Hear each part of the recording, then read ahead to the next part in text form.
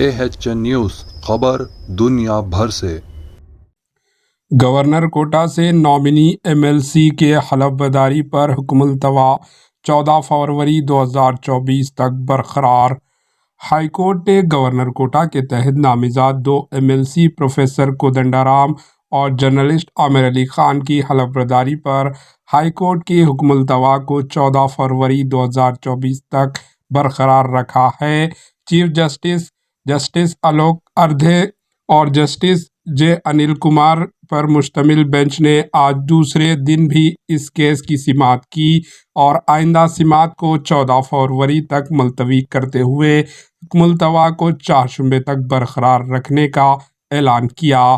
واضح ہے کہ BRS قائدین ڈاکٹر شراون اور ستیہ نارائن نے گورنر کے فیصلے کو ہائی کورٹ میں چیلنج کیا ہے۔